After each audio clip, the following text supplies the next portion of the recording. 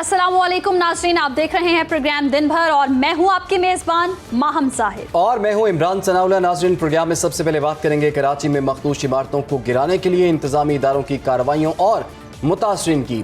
तो शहर कायद कराची में लियारी बगदादी के इलाकों में खस्ता हाल रिहायशी इमारत गिरने के अलमनाक वाक़े के बाद इंतजामिया मखदूश इमारतों के खिलाफ हरकत में आ गई है। सिंध बिल्डिंग कंट्रोल अथॉरिटी की टीमों ने लियारी बगदादी में 5 मंजिला खस्ता हाल इमारत की दीवारें गिराने का काम शुरू कर दिया है और इसके अलावा जिन इमारतों की निशानदेही की गई है उन्हें खाली कराने के बाद मरहलावार गिराया जा रहा है। इब्तदाई तौर पर 2 इमारतों को मुनहदिम करने का अमल शुरू कर दिया गया है, जबकि तीसरी इमारत का सर्वे भी इस वक्त जारी है।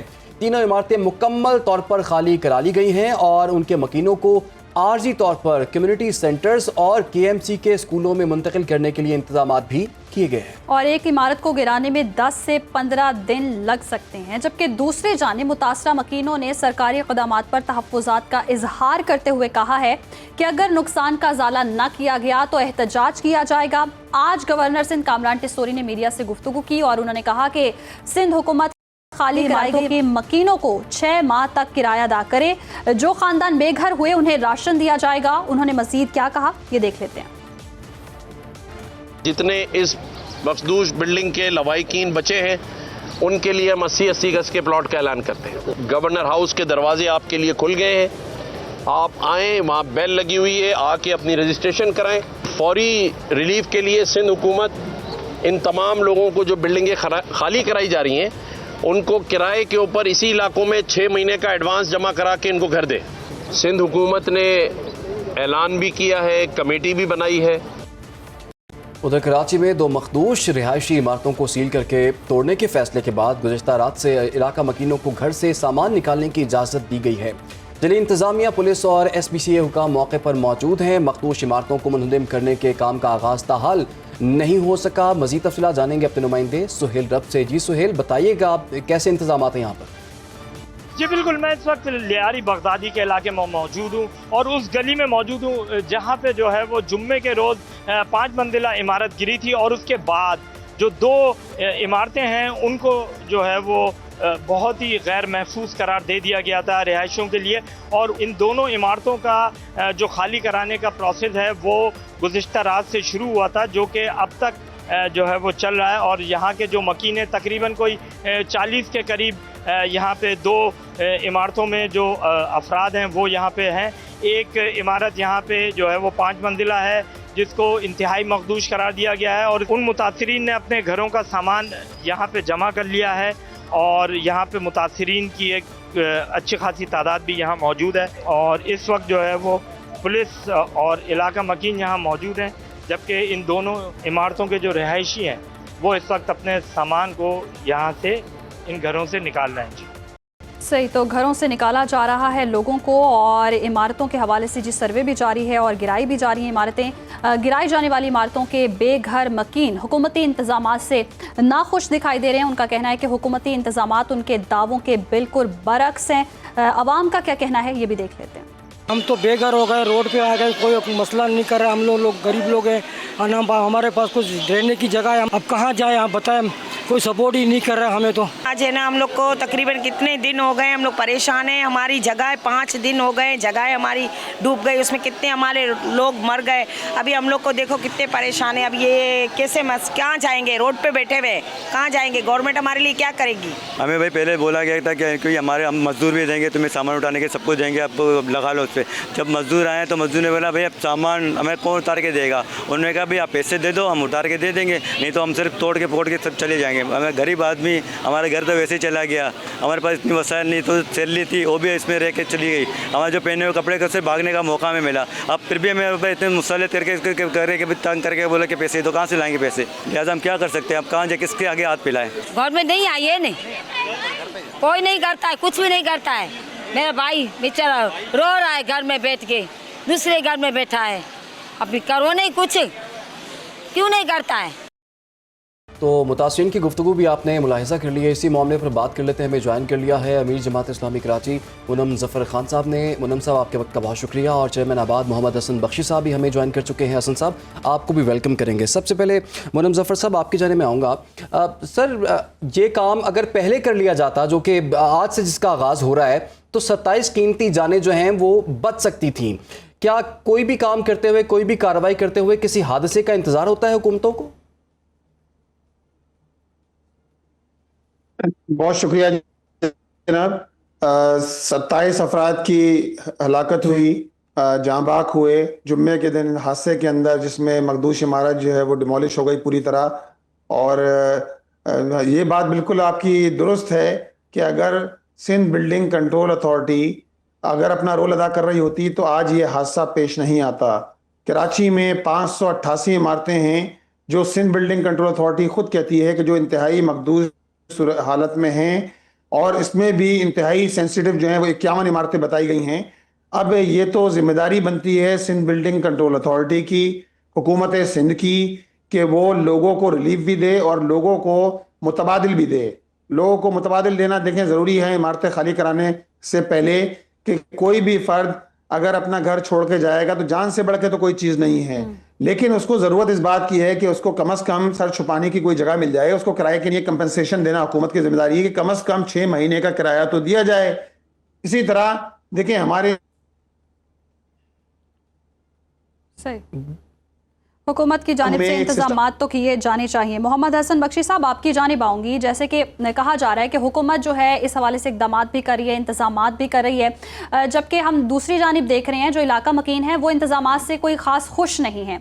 और कामरान टिसोरी ने भी जैसे कि कहा कि 6 महीने का किराया देना चाहिए, राशन देना चाहिए। क्या ये सब कुछ काफ़ी होगा या आपको लगता है कि सिस्टम में तब्दीली की ज़रूरत है? और जिस तरह से बात की जा रही थी कि फेस चेंज होते जा रहे हैं लेकिन सिस्टम तब्दील नहीं हो रहा, तो सिस्टम कब तब्दील होगा कराची का कि इस तरह के मसाइल हल हों? बिस्मिल्लाहिर्रहमानिर्रहीम, आपका शुक्रिया। देखिए, ये जो 588 डेंजरस बिल्डिंग हैं कराची में और टोटल सिंध में 700 बिल्डिंग हैं,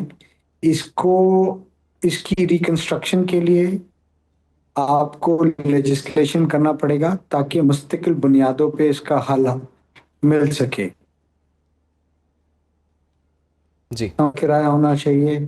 हमने एक जामे पॉलिसी हुकूमत से सिंध को तजवीज़ की है और उस पॉलिसी के तहत हमने कहा है कि ये जो भी डेंजरस बिल्डिंग हैं, अगर ये जैकेटिंग रेट्रोफिटिंग के ज़रिए दोबारा अपनी मजबूती हासिल कर सकती हैं जो कि सिस्मिक रिक्वायरमेंट को मीट कर सकती है, तो गवर्नमेंट को अपने खाते पे इसको करवाना चाहिए, अपने अकाउंट पे करवाना चाहिए।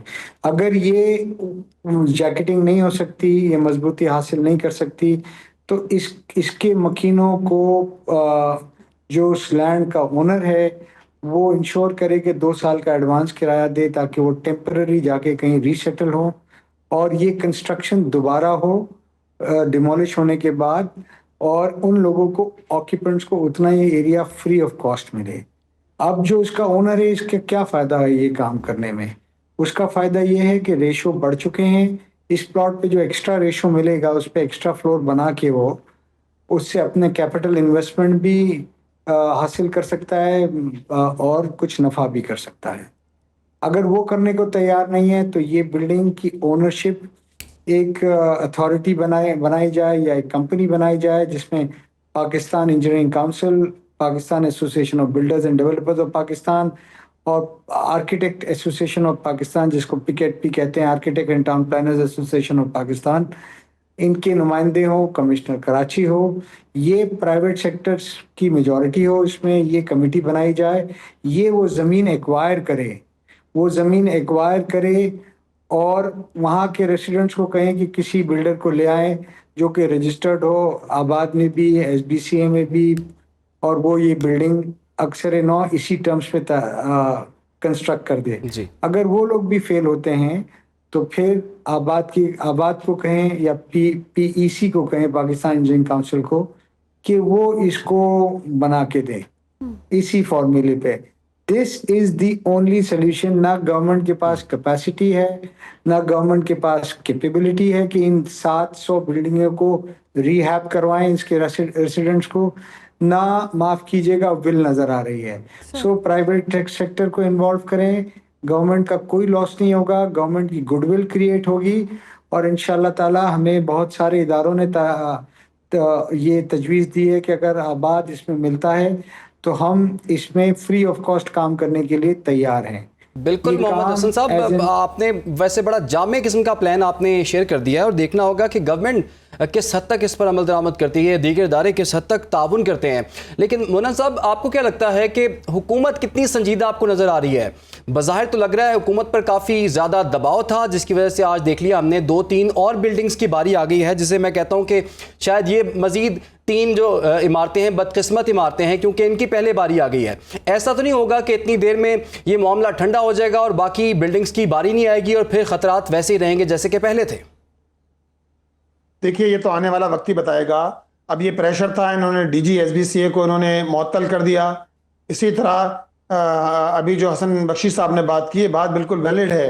अगर बात जो है वो दे रहा है कि ये बात कह रहा है कि हम इस काम को करने के लिए तैयार हैं और इस काम को किया जा सकता है, मुमकिन बनाया जा सकता है, तो ये तो हुकूमत के कोर्ट में गेंद है। लेकिन हम जिस सूबे में रहते हैं उस सूबे का मसला ये है कि कोई इदारा अपना काम नहीं कर रहा। ये बात बिल्कुल रियलिस्टिक बात है कि जिस इदारे को जो काम करना चाहिए वही काम नहीं कर रहा। एक सिस्टम है जिस और एक समझ लेना एक पूरी करफ माफिया है जो इदारों पर काबिज है। हर काम पैसे लेकर होता है, रिश्वत के एवज होता है, किसी इंसान का जायज काम करना मुश्किल हो जाता है।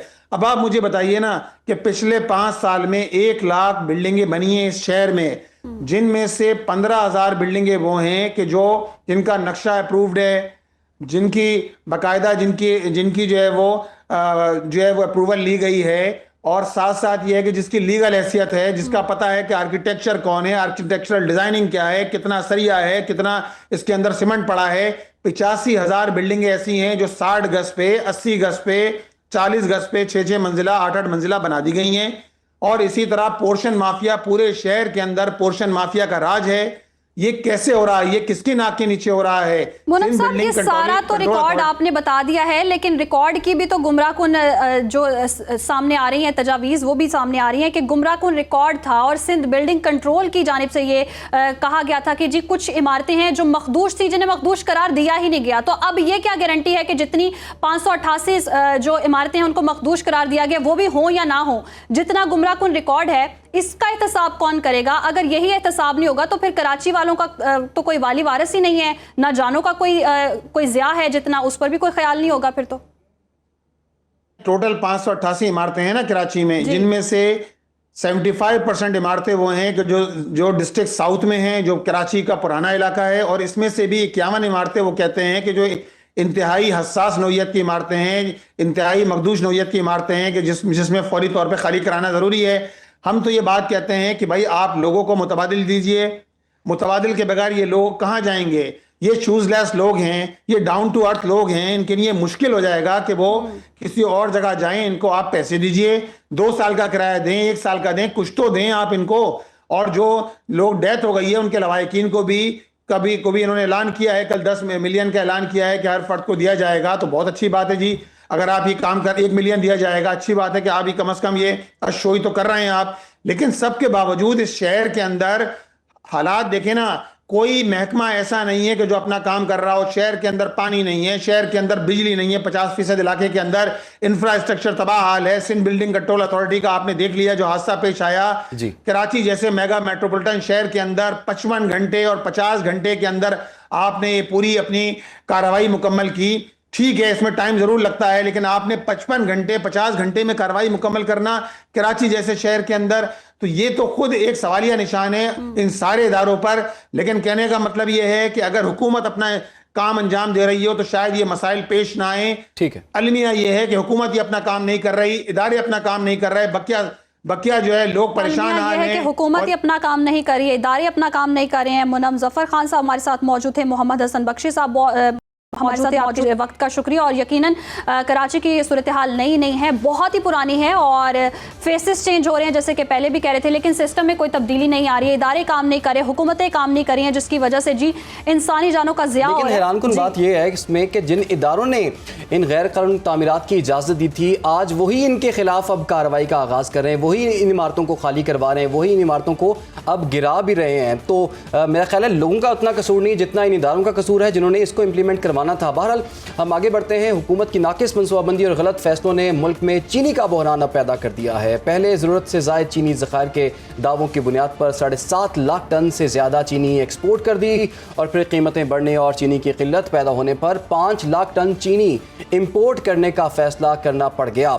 वजारत ग़ज़ाई तहफ़्फ़ुज़ के एलामी के मुताबिक चीनी के इम्पोर्ट के हवाले से आपको आगाह करें कि इस वक्त ये को पहली दफ़ा ऐसा नहीं हुआ कि चीनी कीमतों में इजाफा हुआ हो। हम देख रहे हैं कि इससे पहले भी काफ़ी मरतबा ऐसा हो चुका है और पहले जो है चीनी एक्सपोर्ट कर दी जाती है, फिर उसके बाद कर दी जाती है और जो इसका डिफरेंस होता है, जो बैलेंस ऑफ सप्लाई नहीं हो पाती और हम देख रहे हैं डिमांड एंड सप्लाई जब डिस्टर्ब हो जाती है तो लोग उससे मुतासिर होते हैं और कीमतों में भी इजाफा होता है। और कीमतों पे इजाफे पर अवाम का क्या कहना है ये भी देख लेते हैं।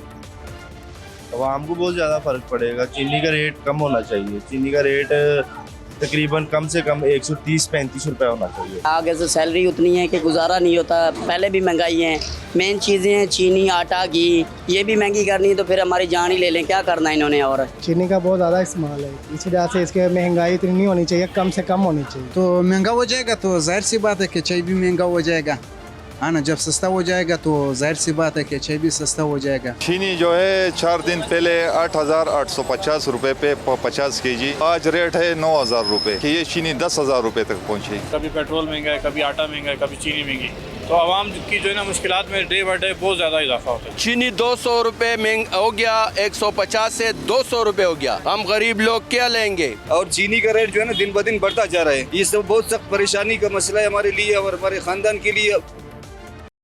जी, तो आवाम की सूरत हाल आपने देखी, खासी परेशान दिखाई दे रही है क्योंकि चीनी एक ऐसी बुनियादी ज़रूरत है, हर घर में चीनी की ज़रूरत होती है और जिस तरह से इजाफा देखा जा रहा है तो ये तो आवाम के सर पर मज़ीद बोझ डालने वाली बात है। और जिस तरह से चीनी की कीमत बढ़ती जा रही है, दीगर शहरों से भी हम जानकारी ले रहे थे, कोयटा के हवाले से अगर बात करें, पेशावर से बात करें, कराची से बात करें, तो हर शहर में चीनी की कीमत में इजाफा देखने में आया और हुकूमत की पॉलिसी यहाँ पर भी हम देख रहे हैं कि हुकूमत नाकाम दिखाई दे रही है आवाम को सहूलत देने में। और जिस तरह से बातें की जा रही थी कि अल्टीमेटली महंगाई में कमी होगी, मईशत जो है हमारी बहुत दुरुस्त समत में गामजन है, अल्टीमेटली आवाम को जब सहूलत नहीं मिल रही है तो आवाम के लिए तो वो महंगाई ही महंगाई है और मईशत के जो दावे हुकूमत कर रही है वो भी हमें कुछ खास नज़र नहीं आ रहे हैं। इस तरह से ये भी देखने में आ रहा है कि चीनी की ज़ख़ीरा अंदोज़ी बहुत ज़्यादा हो रही है और जब कीमतें जो है बढ़ जाती हैं तो ज़ख़ीरा अंदोज़ी ज़्यादा हो जाती है, जिसकी वजह से चीनी की भी किल्लत होना शुरू हो जाती है। कहीं पे हमें को होमवर्क नज़र ही नहीं आ रहा, कोई तैयारी नज़र ही नहीं आ रही। पहले कहा गया कि चीनी बहुत ज़्यादा है और 7 लाख टन चीनी जो थी वो एक्सपोर्ट कर दी गई, फिर कहा कि प्राइसेस की बढ़ी हैं तो 5 लाख टन चीनी जो है इंपोर्ट कर दी गई। तो बहरहाल हुकूमत की कोई पॉलिसी नज़र नहीं आती, कोई प्लानिंग नज़र नहीं आती। बात कर लेते हैं, हमें ज्वाइन किया इस वक्त chairman wholesale grocery association Abdurrauf Ibrahim साहब ने। अब्दुर्रऊफ साहब, आपके वक्त का बहुत शुक्रिया। ये हर चंद सालों के बाद या चंद महीनों के बाद चीनी का एक क्राइसिस क्रिएट हो जाता है, जो हालिया क्राइसिस है इसमें जिम्मेदारी किसकी बनती है? पहली तो बात आप समझें कि चीनी का क्रॉप जो एक्सपेक्टेड था अपने 70 लाख टन के करीब, वो फैक्ट्स एंड फिगर आधा शुमार जो हमारे गवर्नमेंट ने दिए हैं 66 लाख मेट्रिक टन के। मैं आपसे ये सवाल करना चाहता हूं कि जब हमारे पास वाफिर मिकदार में चीनी थी 7,65,000 टन हमने एक्सपोर्ट कर दी।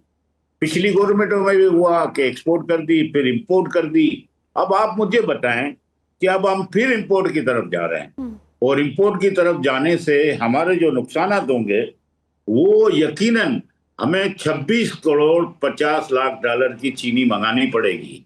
और मैं यकीनी कहता हूं कि अगर गवर्नमेंट हुकूमत वक्त चाहे कि इसका क्रैक डाउन का आगाज कर दिया जाए, शुगर मिले हों, शुगर कार्टेल हो या सट्टा माफिया हो, तो यकीनी आप कह सकता हूं कि आपको इंपोर्ट करने की जरूरत ही नहीं पड़ेगी। हमारे पास 5 महीने के चीनी मौजूद है, लेकिन क्रैक डाउन का आगाज हो जाए ना, हर शहर से बंदों को उठाए, डीलर को उठाए जो इस काम में मुलविस है उनके खिलाफ। सर, आप कह रहे हैं कि चीनी मौजूद है, जिस तरह से ये दावे सामने आ रहे हैं कि चीनी की किल्लत है, लेकिन चीनी की हमारे पास इजाफी मिकदार है, बस ये कि क्रैक डाउन नहीं हो पा रहा, सट्टा माफिया बहुत सरगर्म है। देखें, आप जब सट्टा ग्रुप आप सरगर्म है ना, आप ये देखें कि उनको अगर क्रैक डाउन नहीं करेंगे और जमानत क्यों देते हैं, 4 दिन बाद छोड़ देते हैं। मुझे बताएं, सजा और जजा का कानून होगा तब इम्प्लीमेंट होगा। अब 195 की आप रिटेल में चीनी है और 200 तक बिक रही है। आप ये बताएं, इसकी जो एक्सपोर्ट की गई थी जब चीनी, तो वो आप समझे 120 रुपए के करीब एक्सपोर्ट, और जिसपे एफपीआर को टैक्स वगैरह कुछ नहीं पेमेंट करना पड़ा, जिसका एफपीआर को टीका लगा 1530 करोड़ रुपए का, ये एक्सपोर्ट करने की वजह से। और मैं आपको ये भी बता दूं कि आप ये समझ लें कि 40,000 करोड़ रुपया, 60 रुपए किलो आप एक्सेस नफा लिया गया। वो 43,000 करोड़ गरीब की जेब कटी ना। अब मुझे बताएं कि ये लम्हात जो आ रहे हैं, मैं हुकूमत वक्त से हाथ जोड़ के अपील करूंगा कि इंपोर्ट ना की जाए चीनी। अगर बरामद करनी है तो 150 रुपए किलो में बिकेगी चीनी। आप इसके लिए सोचें। ये ज़र मुबादला हमारा वतन या हमारी कौम, जब आप समझ रहे हैं कि ये महंगाई की नजर होने जा रहा है, तो क्रैकडाउन का आगाज क्यों नहीं करते? लेकिन सर, आप क्रैकडाउन की बात तो कर रहे हैं, लेकिन सबको पता है शुगर मिल्स किसकी हैं, ज़्यादातर शेयर किसका है, कितनी ताकतवर शख्सियात इस बिजनेस में इन्वॉल्व हैं, तो उनके खिलाफ क्रैकडाउन, उनके खिलाफ कार्रवाई, आप नहीं समझते हुकूमत के लिए तो ये बहुत मुश्किल काम है? देखिए, ये मुश्किल काम नहीं है। मैं वजीर आजम साहब ने जब एक दफा जो 1-2 महीने पहले उन्होंने अनाउंस किया था कि क्रैकडाउन का आगाज होगा, 168 रुपए किलो चीनी थी जो जाके पहुंची 158 रुपए पे। 10 रुपए किलो 4 घंटे में कम हुए थे। अगर वजीर आजम फील्ड फोर नोटिस लें, वजीर दाखिला, वजीर खजाना फील्ड फोर नोटिस लें, तो हमें ये 26 करोड़ डॉलर या 27 करोड़ डॉलर का टीका ना लगे। हमारा ज़र मुबादला बचाना है, हम मुल्क के वतन को बचाना है। हमारे पास चीनी वाफिर मिकदार में है, अब क्यों ये इंपोर्ट की पॉलिसी ला रहे हैं? मैं यही कहूंगा कि इसको महंगाई की नजर ना करें, क्रैकडाउन करेंगे 150 रुपए किलो चीनी होगी। सही, मैं आपको बार बार यही कह रहा हूं।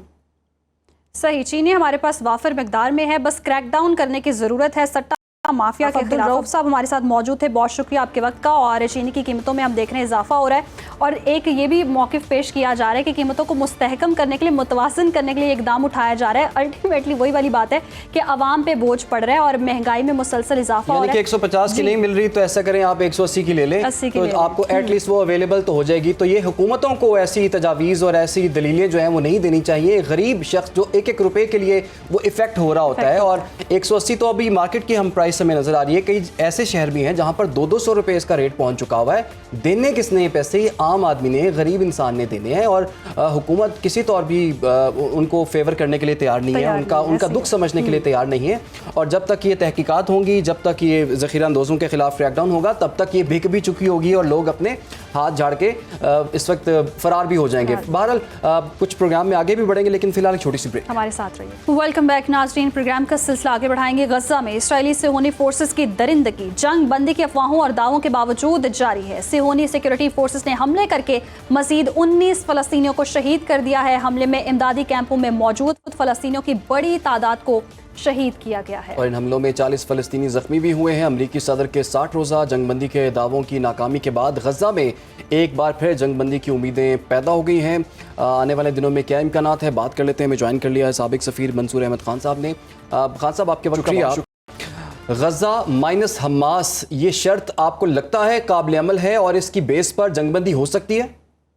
देखिए, इस वक्त तो काफ़ी गंभीर सूरत हाल है। अगर हम रियलिस्टिकली बात करें तो बड़ा मुश्किल नज़र आ रहा है, क्योंकि गुज़िश्ता 1.5 साल में, अक्टूबर 2023 में जब हमास के अटैक्स हुए थे, उसके बाद से जो गजा में इजराइल ने जिस तरह की जेनोसाइड की है, जिस तरह की किलिंग्स की हैं, और एक दिन में, अभी कल परसों भी 100 फलस्तीनी शहीद हुए थे, आज भी फलस्तीनी शहीद हुए हैं, तो ये कुछ चीज़ें किसी पीस डील की तरफ जाती नजर नहीं आ रही। इस दौरान में ये भी हुआ है कि पहले इजराइल ने अटैक्स कर करके हिजबुल्लाह को और हमास को और दूसरे जो यहाँ पे गवर्नमेंट्स या नॉन स्टेट एक्टर्स हैं जो कि पैलेस्टीनियंस की हिमायत कर रहे थे या ईरान की हिमायत कर रहे थे, उनको कमज़ोर किया।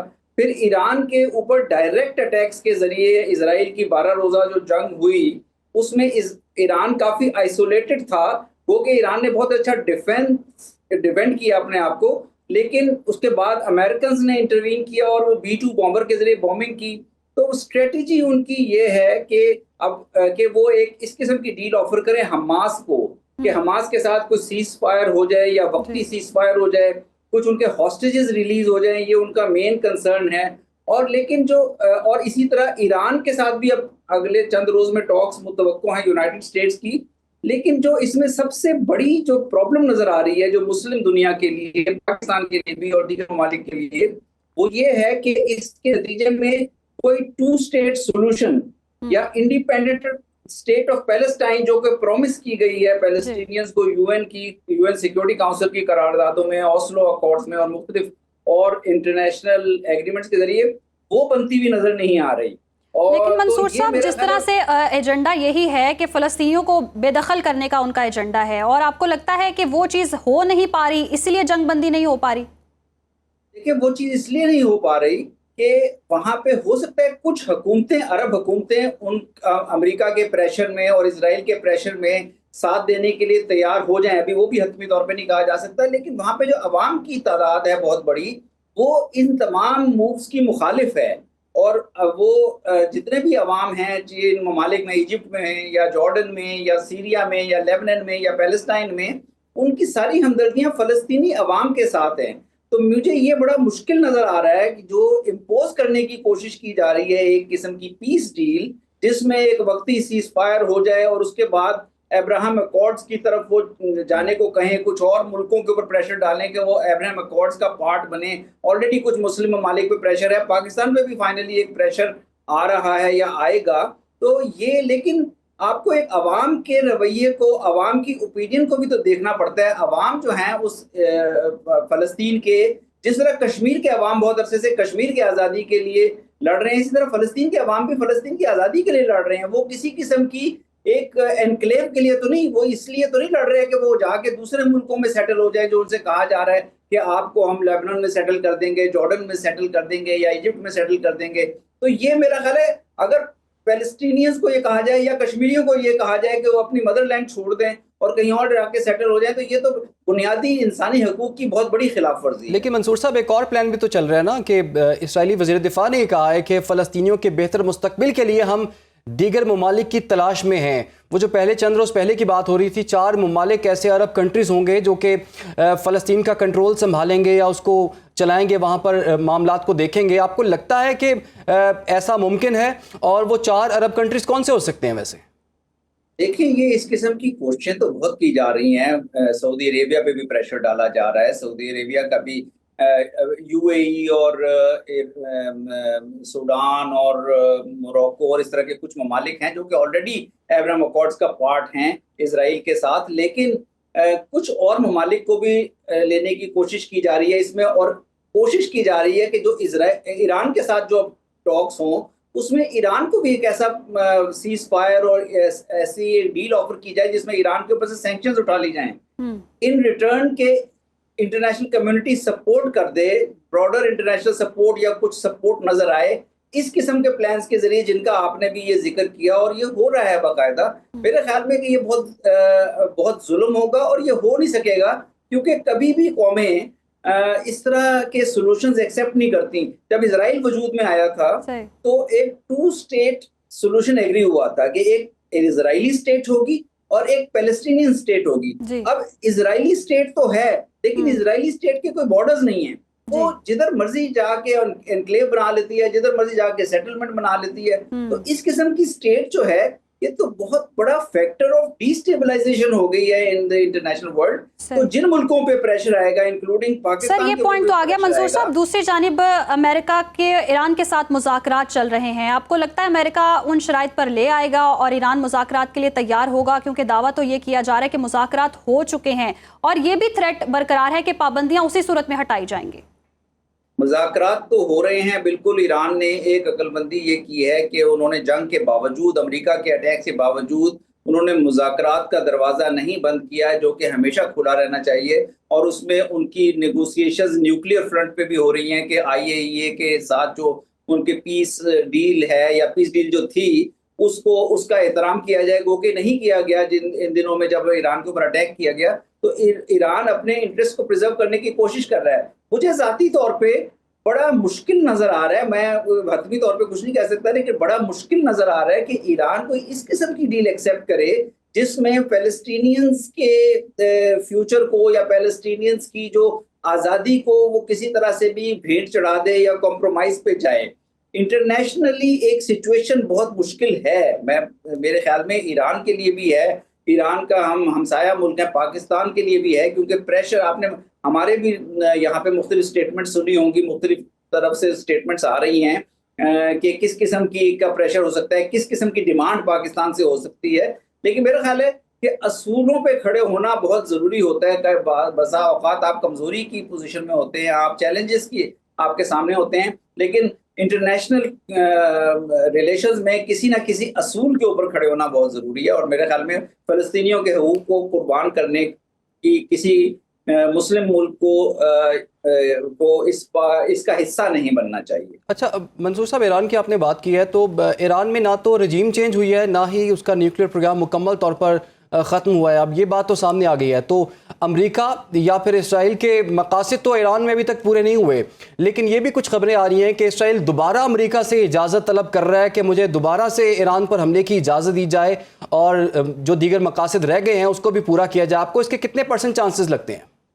कि इजराइल की तो बहुत कोशिश है। असल में मसला ये है कि इजराइल ने जो 1.5 साल में मिडिल ईस्ट के पीस को तहस नहस किया है, सबूताज किया है, और उनकी पूरी कोशिश है कि वो किसी ना किसी तरह ईरान के को जितना भी कमज़ोर कर सके करें। लेकिन इजराइल के अंदर से भी दूसरी आवाज़ें भी आ रही हैं। इजराइल के अंदर नेतन्याहू जो हैं वो अब एक इलेक्टेड लीडर नहीं है, वो जंग की वजह से, जो जंग उन्होंने 1.5 साल से रखी हुई है, इसकी वजह से वो इक़्तिदार में हैं। उनके ऊपर करप्शन के भी बहुत चार्जेस हैं। तो इजराइल के अंदर से भी मुखालफत है, अरब दुनिया से भी मुखालफत है। और अगर इस किस्म की कोई चीज़ होगी जिसमें फ़र्ज़ करें कि मुज़ाकरात होते हैं, इजराइल, अमेरिका और ईरान भी इन्वॉल्व होता है और मुज़ाकरात होते हैं और वो कामयाब नहीं होते, तो मेरे ख्याल में दोबारा से अटैक करना इजराइल के लिए बहुत मुश्किल हो जाएगा और बहुत महंगा भी पड़ेगा। आपके ख्याल में इसराइल के लिए दोबारा से ईरान पर अटैक करना बड़ा मुश्किल हो जाएगा और इसराइल के लिए मजीद महंगा भी पड़ेगा? बहुत बहुत शुक्रिया आपका मंसूर अहमद खान साहब, इन अहम मामला बात की है प्रोग्राम में। फिलहाल यहाँ पर वक्त है एक ब्रेक, हमारे साथ रहिए। Welcome back. अब कुछ मौसम की बात कर लेते हैं। मुल्क भर में जारी मानसून बारिश और अचानक सैलाब ने मुल्क के मुख्तलिफ हिस्सों में तबाही मचा दी है। NDMA के मुताबिक प्री मानसून बारिशों से गुज़श्ता 10 दिनों में मुल्क भर में कम अज़ कम 72 अफराद जाँ बहक और 130 से ज़ायद ज़ख्मी हो चुके हैं। और इमरान, हैदराबाद में हम देख रहे हैं कि मानसून के हवाले से कोई खातिर का इंतजामात नहीं किए गए हैं। बड़े बड़े बिल बोर्ड्स हैं जो कि हटाए नहीं गए और बिल बोर्ड्स गिरने के वाक़यात पेश आ रहे हैं। वहाँ पर मौजूद हैं वारिस बिन आज़म, उनसे जानते हैं। जी वारिस, बताएगा इस हवाले से इंतज़ामिया क्या कर रही है?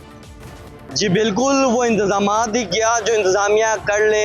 हैदराबाद में इस वक्त मानसून का सीज़न चल रहा है, वक्फे वक्फे से मुख्तलिफ दिनों में हैदराबाद में बारिश भी हो रही है। इसके बावजूद जो इंतजामात करने चाहिए वो कहीं भी होते हुए नज़र नहीं आ रहे। हैदराबाद में बरसाती नाले उसी तरह भरे हुए हैं। शहर में जहाजी साइज़ बिल बोर्ड हर मुकामात पर मौजूद है। शहर की जिस शाहरा से गुजरा जाए जहाजी साइज़ बिल बोर्ड मौजूद है। मैं इस वक्त हैदराबाद की सबसे अहम तरीन मसरूफ ऑटोबान रोड पर मौजूद हूँ। मेरे अकब में भी आपको बिल बोर्ड नज़र आ रहे होंगे। शहर के सबसे ज़्यादा बिल बोर्ड इसी शाहरा पर मौजूद है। इसके अलावा हैदराबाद का हैदर चौक हो गया, असिस्टेंट कमिश्नर सिटी का दफ्तर हो गया, उसके बाहर भी बड़ी तादाद में बिल बोर्ड्स मौजूद हैं। हादसा का सबब बनते हैं। कुछ रोज कबल भी बारिश से कबल जब आंधी आई थी तो इसी मुकाम पर कुछ बिल बोर्ड्स गिरे थे। हैदराबाद के शहरों का यही मुतालबा है कि शहर के जो बरसाती नाले हैं, ये बिल बोर्ड्स हैं, इन्हें हटाया जाए, बरसाती नालों की सफाई की जाए ताकि जो बरसात के दौरान हादसा पेश आते हैं, पानी बाहर निकल जाता है, उससे भी निपटा जा सके।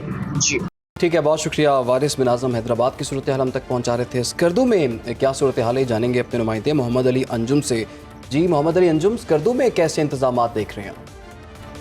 जी बिल्कुल, पूरे मुल्क की तरह स्कर्दू में भी गर्मियों ने अपना ज़ोर दिखा दिया है। गर्मियों की शिद्दत में काफ़ी इजाफा हुआ है और गर्मियों की शिद्दत में इजाफे के साथ ही नदी नालों में पानी का बहाव बढ़ चुका है। मैं इस वक्त क्वार्टर ब्रिज के करीब खड़ा हूँ और मेरे अकब में आपको शेर दरिया सिंध दिखाई दे रहा है। दरिया सिंध के पानी में गैर मामूली इजाफा हुआ है, दरमियानी दर्जे का सैलाब है। और अगर मौसम साफ़ रहा और धूप की तपिश रही, मौसम गर्म रहा तो पानी की शिद्दत में मज़ीद इजाफा हो सकता है। यहाँ से पानी की बड़ी मकदार शहरों की जानिब बढ़ती जा रही है और माहिरीन का ये कहना है कि आने वाले चंद दिनों तक चूँकि स्कर्दू का मौसम मज़ीद गर्म रहेगा तो नदी नालों में ग्लेशियर्स में पानी का पिघलाव जो है, बर्फ़ का पिघलाव तेज़ होगा और पानी के बहाव में मज़ीद इजाफा हो सकता है। ये खदशा ज़ाहिर किया जा रहा है कि अगर मौसम बदस्तूर गर्म रहा तो मुख्तलिफ़ इलाकों में जो नदी नाले हैं वो भी फर सकते हैं। जी और इसके साथ साथ दरियाए सिंध की क्या सूरत हाल है और डैम्स की क्या सूरत हाल है, ये जानेंगे मंसूर से। जी मंसूर, बताइएगा। जी बिल्कुल, अगर बात की जाए दरियाए सिंध की तो चश्मा और जनाब बैराज पर निचले दर्जे की सैलाबी सूरत हाल गुज़श्ता रोज़ से ही बरकरार है। जो पानी है वो तकरीबन 3.5 लाख क्यूसेक तक पहुंच चुका है। जनाब बैराज की बात की जाए तो वहां पर पानी की जो आमद है वो 3,40,000 क्यूसेक, जबकि अखराज 3,32,000 क्यूसेक रिकॉर्ड किया गया है। चश्मा बैराज की बात की जाए तो यहाँ पर पानी की जो आमद है वो 3,50,000 क्यूसेक, जबकि पानी का अखराज 3,29,000 क्यूसेक रिकॉर्ड किया गया है। पानी की आमद में मुसलसल इजाफा हो रहा है और जो महकमा मौसमियात ज़राए उनके मुताबिक मज़ीद बारिशें मुतवक्के हैं, जिसकी वजह से दरियाए सिंध में पानी की आमद मज़ीद हो सकती है और सैलाबी सूरत हाल में इजाफा हो सकता है। अगर दूसरी तरफ इंतज़ामिया की बात की जाए तो इंतज़ामिया मुकम्मल अलर्ट नज़र आ रही है। इंतज़ामिया के मुताबिक जितने भी मुतल्लिका महकमे हैं उनको अलर्ट किया गया है और मुकम्मल तौर पर वो तैयार हैं और यहाँ पर जो मुकीम लोग हैं उनको पहले ही फ्लड वार्निंग जारी कर दी गई थी। पानी की आमद में मजीद भी इजाफा मुतवक्के किया जा रहा है। जी ठीक है, बहुत शुक्रिया मंसूर खान, आपने हमें आगाह किया और इसके साथ ही प्रोग्राम का वक्त भी खत्म हो जाए। हमें दीजिए इजाजत, अल्लाह हाफिज। अब खबर आपकी दस्तरस में, हर वक्त बर वक्त। अभी सुनो न्यूज के YouTube चैनल को सब्सक्राइब कीजिए, बेल आइकॉन पर क्लिक कीजिए और बाखबर रहिए मुल्की और बैनुल अक़वामी हालात से यकीन के साथ।